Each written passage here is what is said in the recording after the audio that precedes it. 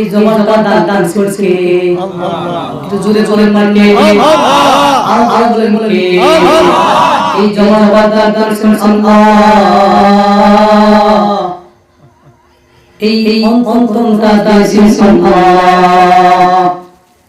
এই চোখের মালিক আল্লাহ,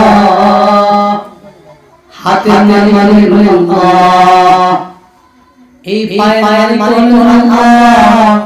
আল্লাহ আমাদেরকে এই যে অঙ্গ-প্রত্যঙ্গ দিয়েছেন, এই অঙ্গ-প্রত্যঙ্গ হলো আল্লাহর পক্ষ থেকে দেয়া আমানত, তা খেয়াল করবেন।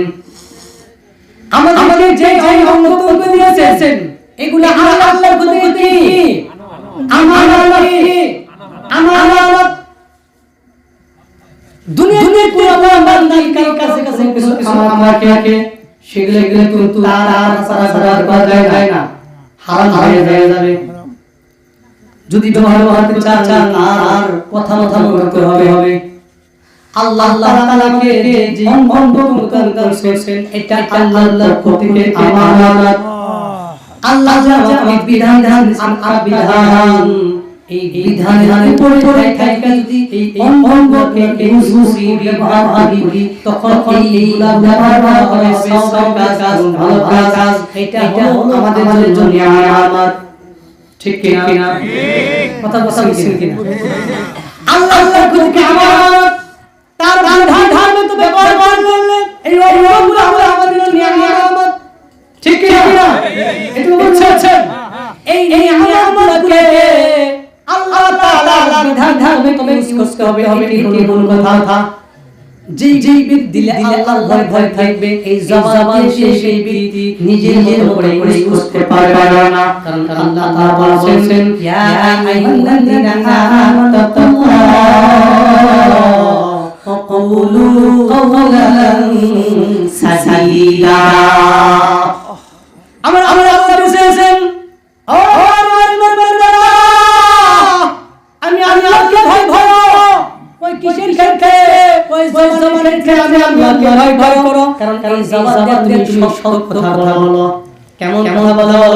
ওই সাদিদানি সত্য, ওই এমন সত্য যে সত্যটার মধ্যে কোনো ধরনের প্যাচ থাকবে না, যে সত্যটার মধ্যে কোনো অংশ থাকবে না, যে সত্যের মধ্যে কোনো ভেজাল থাকবে না। আল্লাহকে বলছেন কুলু কাওলান সাদীদা।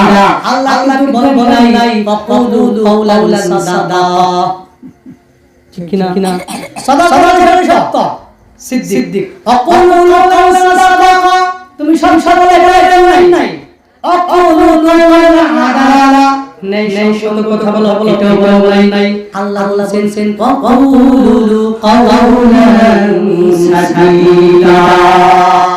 সাদিদা এমন শব্দ যে এমন এই শব্দ দিয়ে আল্লাহ দিয়েছেন ওরে বাবা তোমরা পরপরের কথা বলবা এমন নরম কথা, এমন সরল কথা, এমন সুজা কথা যে কথার মধ্যে কোনো পাকা থাকবে না, যে কথার মধ্যে ভেজাল থাকবে না, যে কথার মধ্যে কোনো থাকবে না।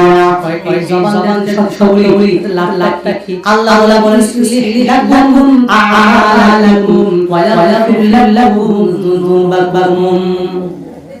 আমরা বলছেন ওরে বাবা এই জবান দিয়ে সবসময় আরম্ভ করবি, জবান সবসময় সরবি, সব বলতে যদি কখনো আমলে বেরাতে চায় ইউসলিহ লাকুম আ'লাকুম আমি আল্লাহ আমাকে কাজ আমি শুকর করে ঠিক করে দেব। কাজ গিয়ে হঠাৎ কোনো গুনাহ হয়ে যায়, ভুল হয়ে যায়। ওয়ালাকুম যুনুবাকুম আমি তোদের ওই সকল গুনাহগুলো ক্ষমা করে দেব। এই জন্য এই জবানে সব বলতে হবে। সব বলতে শুনো কান সিস্টেম বলবো। আল্লাহ বলেন এরপরে বলেছেন যে ওয়ালাকুম আম্মা ইউআল্লাহ ওয়া রাসূলুহু ফাকাদ ফাওজান আযীমা। আমার আল্লাহ বলেন যে বান্দা এইগুলা করে আমি আল্লাহ এবং আল্লাহ রাসূলের আনুগত্য করবে ওই ব্যক্তি হবে সবচেয়ে সফল কামিয়াব। খারাপ লাগে চলবো আমার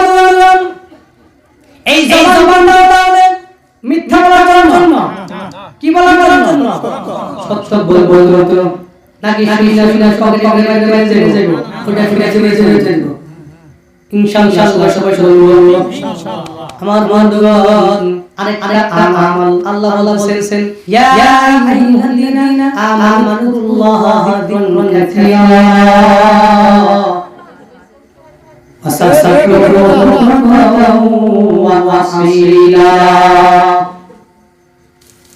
আল্লাহ বলেন ও বান্দারা তোমাকে নিয়ামত দান করলাম কাযাবান এই জবান কেমনে কি করবা ওই তুমি বেশি জিকির করো আল্লাহর স্মরণ আল্লাহ জিকির করো সকাল সন্ধ্যা সাবসাবিহু বুকরাতাও ওয়া আসীলা সকাল সন্ধ্যা তুমি আল্লাহর জিকির করো সকাল থেকে সন্ধ্যা পর্যন্ত সন্ধ্যা থেকে সকাল পর্যন্ত তুমি আল্লাহর জিকির করো আল্লাহর কয়জন কেন প্রশ্ন হলো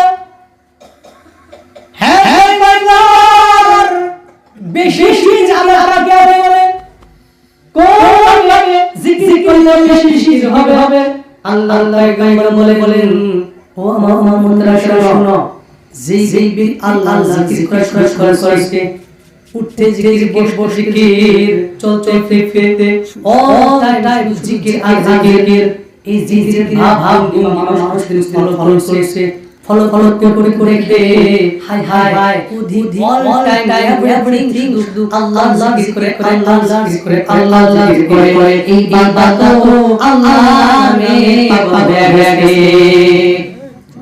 যখন বান্দা তোমার বলবে আল্লাহ নামে পাক হয়ে গেছে তখন মনে করবা জিকির বেশি হয়েছে এই জন্য জিকির এমন ইমানি করতে হবে শুধু তাসবিহ হাতে নিয়া মাঝে রাস্তায় সামনে দিয়া ফাঁকা জিকির করলে কিন্তু জিকির হবে না জিকির করে রবে আল্লাহ তাআলা ভয় জিকির করবেন যেন এই জিকিরের মধ্যে এই চিন্তা করে আল্লাহ জিকির করতে হবে।